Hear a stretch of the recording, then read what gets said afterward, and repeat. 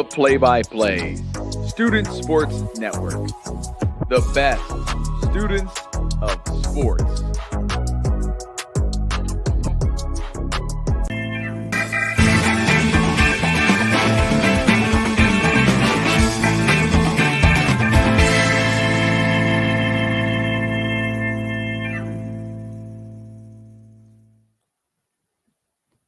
Welcome in, everybody. It is our first episode of For Your Thoughts, the debate show between some of the best students of sports in the country. I am your producer and host, along with Ryan Sloan tonight, Mason Fullerton, Alana, and Jacob. We have a lot of great topics coming your way. Real quick, let's just introduce everybody. Ryan, where you're from, who your favorite sports team is. Or just who your favorite sports team is. Don't worry about where you're from. And my favorite sports team is the Boston Red Sox. The Boston Red Sox. All right, Mason, how about you? Who's your favorite sports team? I'm Mason from Philadelphia. Favorite sports team, Philadelphia 76ers. 76ers. We'll see if they're the third team to lose a major championship for the Philadelphia sports fans this year or not. How about you, Alana? Who's your favorite? I'm a Mets fan from New York. All right, understand. Sounds good. Jacob, I know you have some weird affiliations out there in the Midwest. All favorite sports teams, Jacob. I'm Jacob. I live in Detroit, Michigan, around that area. My two favorite sports teams are the Detroit Lions and Cleveland Browns. I am a very sad sports fan. Jacob is a very sad sports fan. Roots for the two worst cities in sports history, Detroit and Cleveland. All right, but we have four great topics on tap for you all this evening. If you guys have any questions or anything, I am monitoring the chat, so feel free to chat on YouTube, and I will be able to monitor that. I won't be able to monitor the Facebook chat, but we will want to determine a winner. So if you guys want to have any votes for who you think could win the debates this evening, make sure you put them in the chat. So topic number one. Topic number one, what is worse? The NBA playing no defense or the NFL just playing games they made up? That's where we're going to start. What's worse, the NBA All-Star Game or is it the NFL Pro Bowl? Let's start with Alana. Alana, which of the two do you think is worse? And this includes all the NBA pre-games like the dunk contest, three-point contest as well, because the NFL has kind of turned into multiple games as well. What do you think, Alana?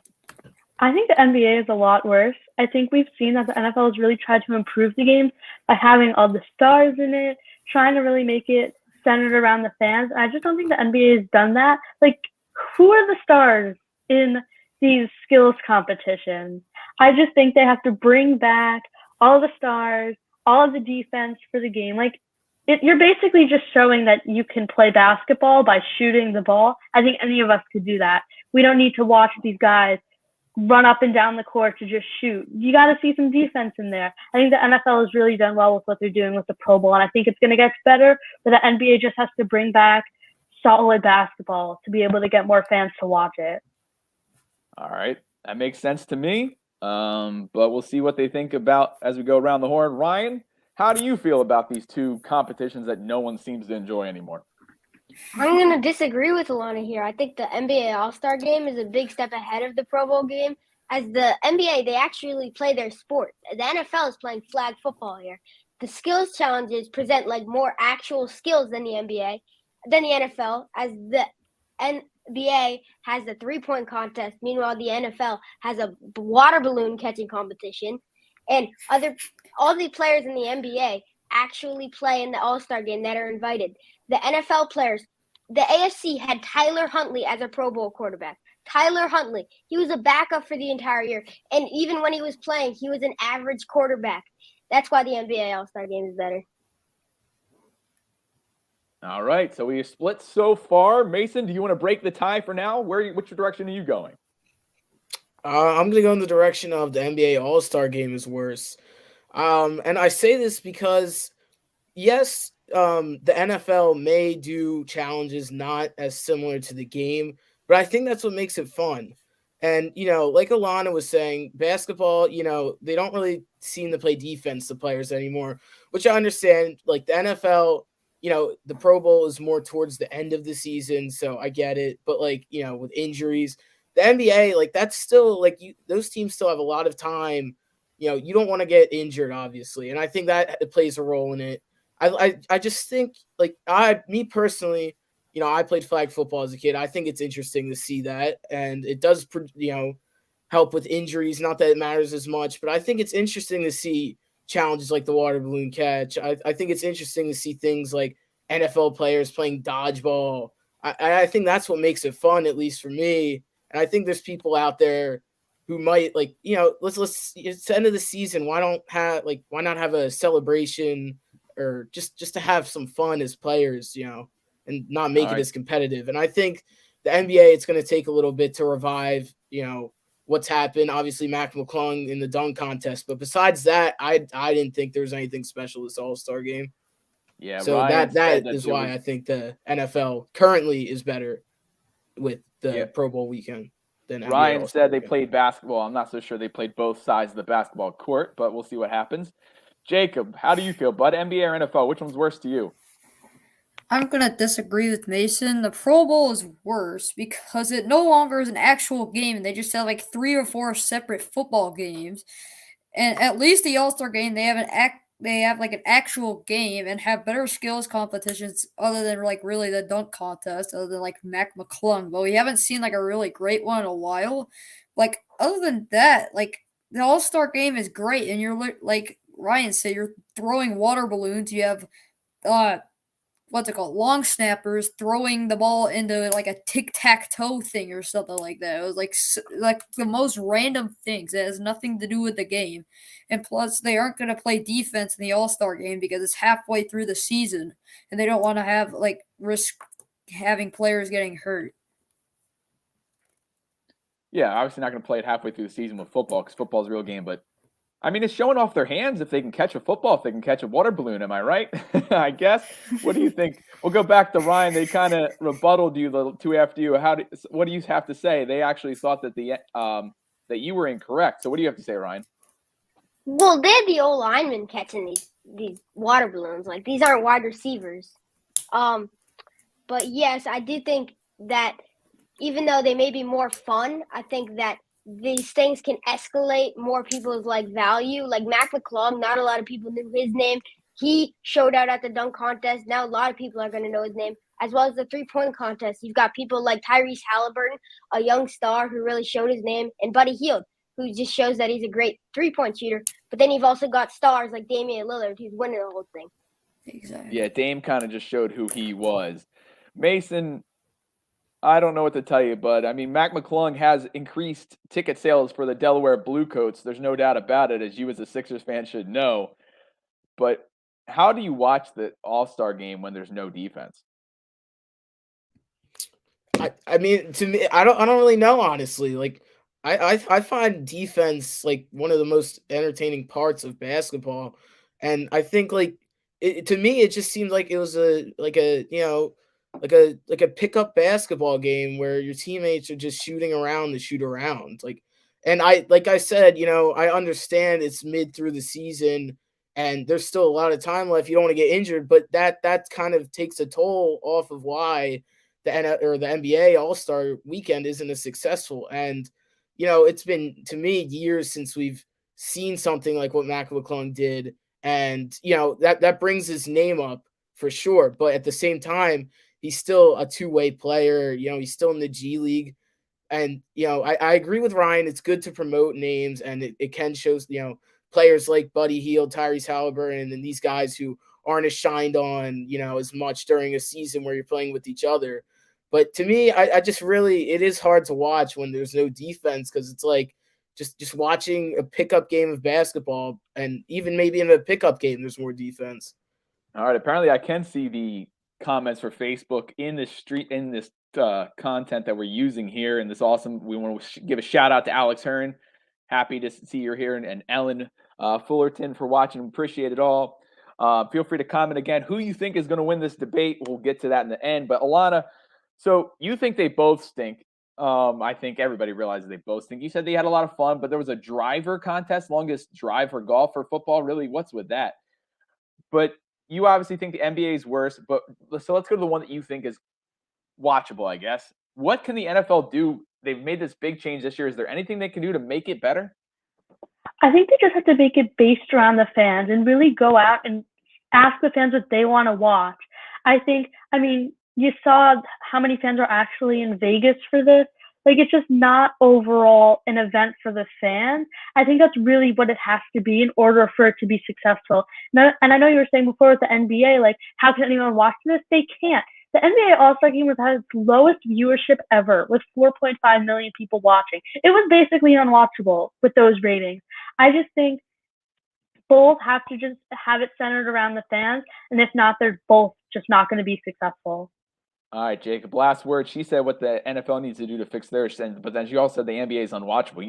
You said the NBA is the better one. What can they do to make it better? Jacob, you're muted, bud. Negative points on the counter for that one. Go ahead. I feel like they could add a little bit more defense, but I'm pretty sure for basketball, they want to make it a more offensive game and want to make it even more high scoring. So I don't think they should really change that. But I feel like you want to put in like a bunch of stars in the dunk contest. I don't know why you don't want to put those in there. Like guys like, I don't know, like Aaron Gordon had like a crazy dunk recently, and Ja Morant, one of the best dunkers, or even LeBron James. Like, why haven't we seen any of these guys in there? You got to put these crazy dunkers instead of like whoever the heck they put in there. I already forgot who they are besides Mac McClung.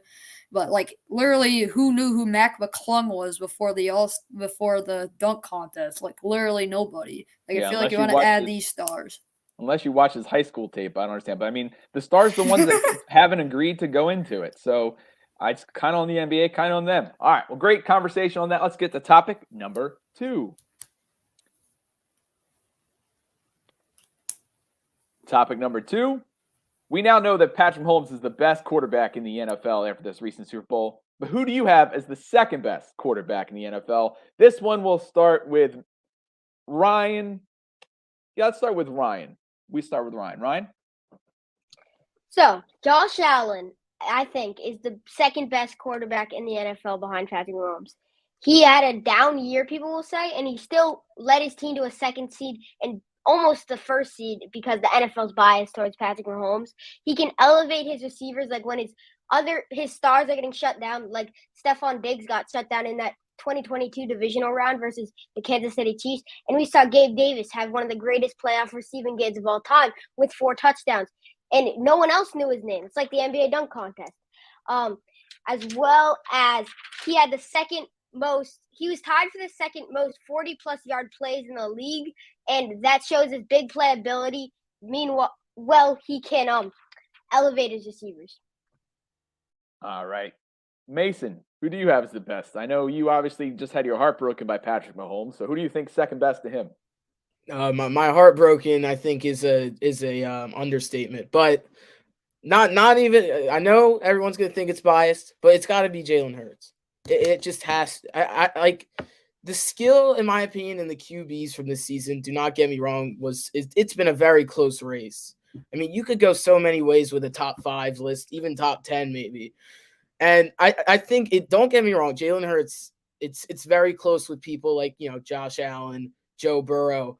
But if you just got to look at it this way, Jalen Hurts, it's been his 3rd season in the NFL. Rookie season, didn't play a lot. He started over Wentz towards the end. And then he comes out in the 2021-2022 season, and he makes it to the playoffs, and he loses to a hot, Buccaneers team with Tom Brady. And I can't really be upset that we lost that season because lost in that playoff round because we are playing Tom Brady. It's Jalen Hurts' first season. And then you look at this season that just happened, and you see all the moves that Howie Roseman made. You see all these roster changes, and it truly, it brought this team up, and it led us to a Super Bowl. And Jalen Hurts, I think the whole controversy is Hurts. Is it the team or is it Hurts? It is Hurts. We saw the Eagles struggle in the end of the season without Hurts, and I mean, in my opinion, struggle. I mean, we lost to the Saints. That to me, that's like if Jalen Hurts wasn't the reason that we were winning, then I don't know what is if we're losing to the Saints without, Jalen Hurts. And people will say that the Eagles had an easy schedule, but you can't have an easy schedule without being a good team. If you're an okay team, you're going to struggle somewhat to a degree. And if you're not a good team, then you're going to struggle, a lot. So to me, I think Jalen Hurts, I wouldn't be surprised if we saw the Eagles back in the Super Bowl in the next 2, 3, 4 years. So Yeah, to me, it's just got to be Jalen Hurts for number 2 for me. Well, we will have to see because Jalen Hurts might have to break a curse because every single quarterback that's ever lost his first ever appearance in a Super Bowl has not won another Super Bowl in a long, long time. So we'll see what happens. Alana, how do you feel? We have people that haven't mentioned yet, like a guy that was just MVP a few years ago, Lamar Jackson. We have a guy that for a long time was considered the best, but now he's kind of getting old, and Aaron Rodgers. Like, who do you have as the best quarterback in the NFL? Actually, Jake, let's go to you first. I'm sorry. Alana, you went first last time, so I don't want Jacob to go last again for a second straight topic. Okay, I'm gonna go with the boy from Southeast Ohio and plays for Cincinnati Bengals QB Joe Burrow. He's the second best because he has the king Patrick Mahomes' number. He's 3-1 still. I don't know why that passed over so many guys, so many people's heads, but it's still true. He also can throw the ball accurately when like the pocket collapses, when he's outside the pocket and inside the pocket. And sure, you may say, "Oh yeah, he has great receivers in Tyler Boyd, T. Higgins, and what's his name, Jamar Chase, obviously." But I still think him winning a Heisman Trophy in college and all these other awards, him getting Comeback Player of the Year after tearing his ACL, I think he still deserves to be the second best player or second best QB in the league or second best player in the league over guys like Jalen Hurts and Josh Allen. I just think that he's outplayed him. He's outplayed Josh Allen in the game that he played by a long shot, and he's outplayed Mahomes in games that he's played. But I still think Burrow has room to improve, so that's why I have him at second. All right, sounds good. So, Alana, let's go to you. You're shaking your head, nodding with Jacob a lot there. So, are you going with Joe Cool too? I am. Yeah, I definitely think he's the second best quarterback right now. I think if you look at his numbers, he threw for 4,475 yards and 35 touchdowns, which it is very similar to his 2021 numbers, but being consistent at that level is so important. And I think we see so many times guys start going downhill after a couple years. And, he's going into his final year in his contract right now.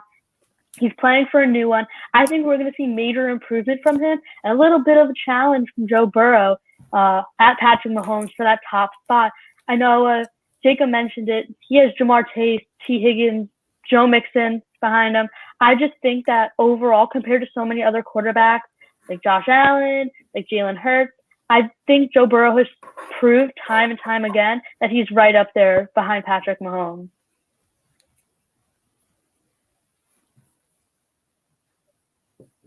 I think a lot of people could probably agree with you, but you went with the guy that hasn't succeeded as much in the playoffs. Alana and Jacob went with one that has succeeded in the playoffs and got to the AFC Championship game in the last 2 years. What do you have to say about your boy in Buffalo? Even though he hasn't had a good chance in the playoffs, why do you still see him as the second best quarterback in the NFL? Well, I think because his team builds around him. If you look at the Bengals, how much signings have they had on offense to build around him? And yes, you can make the claim that Jalen Hurts has a great O-line and A.J. Brown to help him. But Jalen Hurts, if you look at his stats, he had 100 less attempts than every other top quarterback in the league. That is just unusable numbers because he actually has running backs. Josh Allen, who's his best running back? Devin Singletary. They build around him. They give him a good wide receiver duo, and that is Stephon Diggs and Gabe Davis, and he can take you to a Super Bowl. All right, he hasn't proven it yet. All of the other ones that we've talked about has. So, Mason, why do you think your quarterback that made the Super Bowl this year is better than their quarterback that made it to the Super Bowl last year? Well, I mean, to be real with you, Josh Allen, he hasn't made it to a Super Bowl yet. And has Josh Allen have really good seasons recently? Yes. And, Ryan, to talk a little bit about what you said, it's more like talking about what you're saying is how the team has built around Josh Allen. But how would Josh Allen play on a team that's, not as good as the Bills or that builds around him, like a team that's in the 3rd or 4th seed in their divisions? And to me, Jalen Hurts, you could put him on a lot of teams and he'd still be very successful, because if his O-line fails him, he could still run in the end of the day. And I know that won't last, that shouldn't be the only thing, but it's true. And I just feel like the Eagles built, yes, around Jalen Hurts. And to me, I mean, he has plenty of people to throw to, so I think it should be easier for him. But at the same time, like Josh Allen, he hasn't made it. He's struggled in the playoffs. He struggled against the Dolphins. And then, he struggled in the second round this year. I just think like the Bills have built around him as the Eagles have built around Jalen Hurts, but you put Jalen Hurts in another situation or team, and I think he'll still be pretty successful. All right, so quickly, since you guys agree, I want you to go bang, bang, boom, because we got 2 more topics to get to this evening. Jacob, quickly, give me another point about why Joe Burrow is better than the other 2. You're muted again, Jacob. That's negative 2 points now that we have to give you toward. Oh my God. You might not get this penny. All right, go ahead. Joe Burrow is still one of he's the most winning playoff QB in Bengals history. Sure, that might not be the biggest thing, but he's also not a system QB. And according to my best friend Chase Colburn, Jalen Hurts is somehow a system QB, but I don't agree with that. But I still think that Joe Burrow's better. He's taken his team to a Super Bowl. I don't think it's anywhere close where Josh Allen can be considered up there at number 2. I think Joe Burrow and Jalen Hurts, Burrow's 2, Hurts is 3. And I feel like Joe Burrow's also running ability can give him an even bigger threat. I just feel like his also very accurate passer gives him just slightly the edge over Jalen Hurts. I'm not saying Jalen Hurts is bad, but he's definitely All right, Alana. Not second. Alana, real quick, how about give me a quick Burrow point from you? All right. So the talent at the quarterback position has been so good this year and in the past as well. It's just been getting better. And I think with that, we're just going to see incredible quarterback play. And Joe Burrow has really been able to show that even with the competitors getting better as well, through the injuries, through the adversity with his O-line, throughout the playoffs and the regular season, he's been able to trust his team and just improve. All right, so quickly, let's go to the next topic. I think it's one we all kind of agree on, so it might be a quicker one. Topic number 3 this evening. Is Shohei Ohtani a $50 million bargain? He's probably going to get paid $50 million a year, the highest contract in the history of baseball next season. But he's one of the top 10 pitchers in baseball, one of the top 10 hitters in baseball. So, Jacob, I know you're not the baseball aficionado, but when you hear $50 million a year for a baseball player, you probably think that's a lot. But is Shohei Ohtani a bargain for $50 million? I'm just gonna say I think so because I'm not the biggest baseball guy, but I feel like a great player. I know that he's a great pitcher and a great hitter, and I feel like that with that dual threat capability. I'm pretty sure before the show Zeke said that the best pitcher in the MLB gets paid $40 million, and the best hitter in the MLB gets paid $40 million. And I think that extra 10 that is a little bit too little to give him. So I think that this is a bargain here, mainly because I feel like he deserves to get paid more than $50 million, surprisingly. So, all right, let's go through this quickly then, because I feel like we might all agree on this one, actually, which is crazy. Alana, Ryan, then Mason. Real quick, Alana, do you think he's a bargain? Give me a couple points why, real quick. And then how much do you actually think he should be worth for a contract? Yeah, I think he definitely is worth it. And I think he should go somewhere else other than the Angels. The Angels, even though they have Ohtani and Mike Trout, haven't even been able to make the playoffs. If he can go to another team and be successful, he could be worth even more than $50 million. Aaron Judge and Max Scherzer, 2 of the highest paid players, are making, again, like Jacob said, $40 million a year. If you can get one player who can do both of those things for $50 million, it's a complete steal. And he's doing them at both of those things at such a high level. It's just crazy. It's something we've never seen before. And even if everything goes downhill for him after this, he's already in the history books as one of the best. Yeah, unbelievable talent. So, Ryan, real quick, yeah, I think you agreed too from when we talked in the production meeting. But what do you think he's worth then? What is his contract, Ryan? I think that he could be worth maybe $70 million because as $30 million as a pitcher, because I don't think he's as good as a pitcher as a hitter, and then $40 million for a hitter because Judge is getting around $45 million a year as his salary. he's one of 19 players to hit 30-plus home runs, so he's a well above average hitter and posting 30 points above the league average, which is 243, so he had a 273 average. And then statistically, he was the sixth best pitcher in the MLB in 2022, as he had 15 wins and a 233 average. And those are two stats that you cannot pass up on, and you got to make sure you lock him down for a couple more years at least. So I'm really interested to see how much money he's going to get. Mason, what do you think? How much, if you were the Phillies GM, I don't think he's going to be on the market for the Phillies. I think he's going to go somewhere else. But if you're the Phillies GM, they're like, Ohtani wants to come here because he wants to play with Bryce Harper and Trey Turner and Zach Wheeler and all the great players. He wants to pitch and throw to JT Realmuto. How much would you be willing, Mason, to pay Shohei Ohtani? Oh, I mean, if you put it in those terms, Zeke, I mean, I'd be willing to pay as much as we can do to get him over here. I mean, okay, then what's he worth, Mason? What's he worth? I mean, I'm not gonna say 100 mil, but I think you could definitely bump it up like to 70, 80. I think around that. I mean, we haven't seen Ohtani on a good team, as Alana was saying. He's been on the Angels, who have been so unsuccessful in the last couple of years with someone like Trout and Ohtani. But maybe that isn't just enough. I just think the Angels, like, that's the value at a team that hasn't made the playoffs yet with Ohtani. I mean, think about him on the Phillies, even a team that made it to the playoffs and didn't go far, or just a team that barely missed the playoffs. Like, just think of it in those terms, and having a player like Ohtani. I mean, we haven't seen such a two-way player in so long. I mean, you look at Babe Ruth, who was amazing. I don't think we've seen someone like that until now. And I agree that he might be a better hitter than pitcher. And I think, I mean, if he was on the Phillies, I would try to get him as much as possible. So right, I think he could good. be worth, a couple, 70, 80 million. Oh, wow. That'd be crazy. I'm excited to see what happens next year. So the final topic of tonight, before we get to your guys' final thoughts, is topic number 4, the sports time machine. So if each of you, and we're going to go through this quickly since it is a final topic, could go back to one event in sports history. You had a time machine, but it only went to sporting events. Where would you go and why? Alana, you have not gone first yet, I believe, so it is your turn to go first. Where are you going? I would like to go back to May 17th, 1983, where the Islanders won their 4th Stanley Cup in a row. Keep going, Alana. All That's right, awesome. so Keep going. this season is the 50th season of Islanders, and they have just commemorated that entire run of 4 Stanley Cups in a row.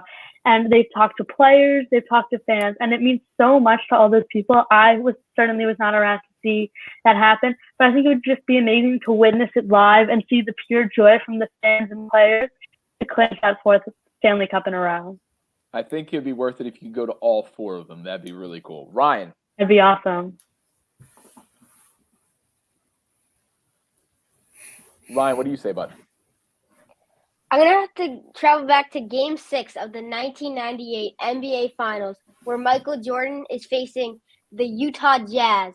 It's his final shot in a Chicago Bulls uniform before he goes over to the Wizards. He hits a mid-range shot to win the game right over the second most voted MVP, Karl Malone, behind himself. And it would just be quite the spectacle because he's one of the most dominant players of all time and just a great player to see, and his final farewell to the Chicago Bulls as he brought many rings to them. All right, sounds good. Mason, where are you heading, bud? It's got to be the 2018 NFL Super Bowl. That has to be one of the happiest days of my life, one of the happiest days as a sports fan. I really wish I could have witnessed that, because what a season it was from the Philadelphia Eagles. And whether we make it back to the Super Bowl soon or whenever we do, I don't think in my opinion, it's going to beat the experience I had during that season. It was just such a happy time. And I mean, truly one of the best sports runs I've seen in a long time. Who would have thought that Nick Foles would have taken the Eagles and beat a good Patriots team with Tom Brady in the Super Bowl, one of his last, seasons with the Patriots too. Just to see that part of history. I'm an Eagles fan, but just to see Tom Brady, one of his last, I would say, and most entertaining and well-fought Super Bowls we've seen in a very long time. All right, we're going to give a shout out real quick to Justin Loader saying this is better than Around the Horn. I agree with you, Justin. All right, Jacob, one more, and then we're going to get to a brief advertisement, and then we'll head to our final thoughts. Jacob, where are you heading in your sports time machine, bud? I'd go back to when the Lions were good. Oh wait, that was never. Okay. So I gotta go back in time to when I forget what year it was, but it was like when the Jets player like injured Drew Bledsoe out for the season, and then Tom Brady has to come back in or come in because if you guys didn't know, Tom Brady went to the University of Michigan, and I'm not a big Michigan fan, and I live in Michigan, so I get clowned all the time, like, haha, Tom Brady, the GOAT, went to our college, and he didn't go to whatever college you love. So I also think that Joe Montana's better, and then everybody argues with me. I'm just like, stop. It's so annoying. So I just wish I could go back and tell that guy, hey, don't just let Bledsoe run out of bounds. It's not that bad. Jake, of course, Jake is the only one to make me laugh with his answer. You can tell those Michigan fans that their school wasn't even smart enough to start him all the time at Michigan. Well, he wasn't good when he did start. Yeah, I mean, if I could go back to that time, I'd obviously play some bets on the fact the Patriots would then win so many Super Bowls because of him. I think some people would probably taken some bets on that back in the day. So real quick, let's get to our brief advertisement here. Let's go with this. See if it's actually if we have to bring everybody's.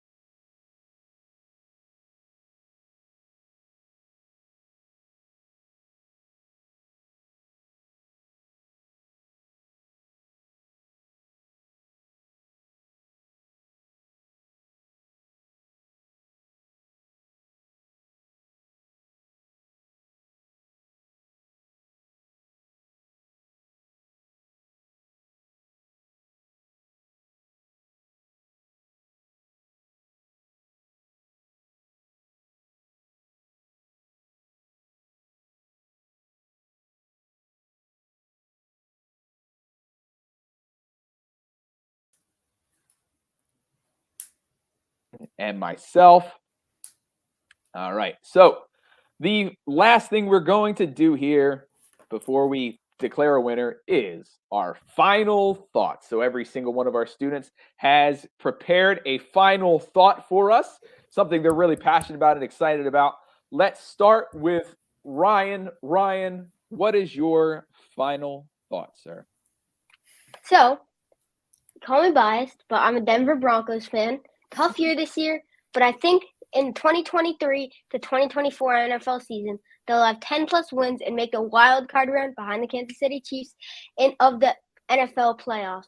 They've got a great young squad that's going to have some key assets back that include Javonte Williams, who tore his ACL in Week 4, as well as Tim Patrick, who didn't play any of the season. So that's going to give them a great wide receiver core that includes Courtland Sutton, Jerry Jeudy, and Tim Patrick. And then Russell Wilson needs time to mesh with his offense and really get to know each other and really work with each other well. And because he wasn't really taking shots this year, they weren't calling big plays, and I think that the offseason will have time to work around him. And they've got some young players on the defense that include Patrick Surtain, who's only in his second year, going into his third year, that has been an All-Pro and a Pro Bowler, and just a great piece to this Broncos defense.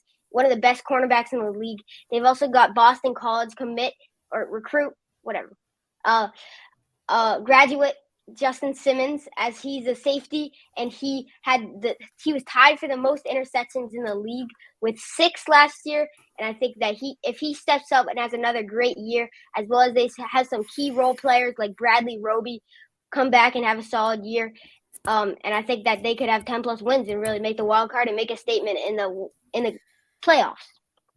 All right. I guess we have a Denver Broncos fan high on the hire that they just made a head coach. Mason, let's go to you. What is your final thought? My final thought is going to be, I think, something that most people wouldn't expect from me, if you know me. And I'm going to go with, I think tennis. I think people should consider watching tennis more. And I say this because I am someone who plays tennis. It is very fun to play, and it is a lot different. Every sport has their differences, but, there's always controversy about calls in the NFL, NBA, or just any sport really that involves refs. Which, don't get me wrong, I do love those sports. But in the tennis, ATP tours, US Open, all of the tournaments, you see people who have traveled. I mean, it's practically all year long. It's in different countries. It's all over the place. And you get to see these players who travel solo, have their trainers, have to prepare themselves. It's different from playing with the team and blaming it on certain players on a team. Like, it is truly, you versus yourself mentally, but then you versus your opponent in a game. And I just think it's very entertaining. And I think, it's something that people should consider watching. And one last thing I'd like to mention, that ad for camp, Green Lane. I'm a Green Lane represent, one of the best camps you can go to. All right. Sounds fantastic, Mason. Thank you. Yeah, Green Lane's an absolute blast, a little different than all our other camps. All right, Jacob, I'm interested to hear what you have for your final thought. And also, Mason, it's going to be interesting to see how tennis survives without the big three after they retire. One's already down, 2 more to go. Jacob, what's your final thought? I think that the Detroit Lions are going to make the playoffs and honestly win the NFC North. First of all, they're keeping so many young players from this last year. And you know how close they were if they weren't for the refs, honestly, like so badly wanting the Seahawks to beat the Rams. And also if they have a healthy Jameson Williams all year, I think that will help them a whole lot because we know late in that year he was a huge guy. Back then I think he's going to be the new Tyreek Hill of the NFL. And also they're going to have 2 first-round picks, the 6th overall pick, and like somewhere halfway through because of the trade with the Rams. So I think that they're going to get even better. Aiden Hutchinson has room to grow, and so does rookie Kirby Joseph. And this team is just so young, as well as the Vikings. I don't think are going to be as good as last year. Their point differential was negative last year. The Lions was, well, I honestly don't remember what their point differential was, but and then the rest of the NFC North is kind of bad. I don't think the Bears are really going to do anything with that 1st overall pick, and the Packers are just a whole hot mess. So I think that they're going to win their division. Vikings come in 2nd, Packers 3rd, Bears 4th. All right, so the Detroit Lions, you said return in a time machine to when they were good first. Maybe you'll just have to go forward in time. Alana, final person to give us your final thoughts. I have to shout out the new MLB rules. Going into the season, we're going to see a lot of new changes. We're going to see the pitch clock. We're going to see the bigger bases and the ban of the shift, which I'm the most excited for. I just think front office officials in baseball have been trying so hard recently to get the younger generation entertained in the game. And as someone who has stuck with baseball, watched it through those really long games, I'm excited for more people to get involved with this amazing game. We're going to see with the ban of the shift more offense. We're going to see more unbelievable defense. And I'm excited to see the faster pace that's going to come out of taking 15 seconds or 20 seconds to throw the baseball after every batter. I think this is going to benefit the future of the league greatly. And overall, I'm just, again, excited to see the league grow. Awesome, Alana. Fantastic. I agree with you. The one thing I want them to do is move the pitcher's mound back just a slight bit so it's dead center in the middle of the diamond. I think that'd be a cool addition too. But everybody, fantastic thoughts along the way. I want to shout out everybody that commented. We really appreciate it. We had some people that commented. Let's see here. I asked who people thought. We had JD Gaming say, I want Mason to win. We also had Justin Louder who said, but they all did so good. And you all did fantastic. Thank you so much for joining me for the first episode of this For Your Thoughts. I think I'm going to have to give 2 winners is what I'm going to have to do because I have a personal winner that I think did really well, and we had some votes in the chat. Jacob, you did fantastic today, bud. You made me laugh hysterically. I'm very happy for you with that. You know I love listening to you. But those 2 times you're muted, I have to subtract you for that. Ryan, No. you're fantastic. I really enjoyed yours as well. But that glare in front of your face was driving me crazy the whole entire video. So let's go to our 2 winners. First, the one that got the most votes.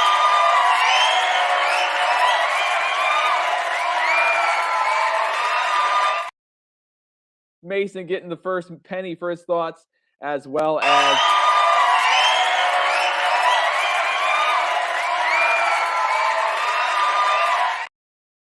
Buddy, thank you so much for joining us. We really hope you enjoyed everything that happened this evening with our great new show that we have here for your thoughts. I think it was our best one yet. We really enjoyed this new software, and we will talk to you all next time.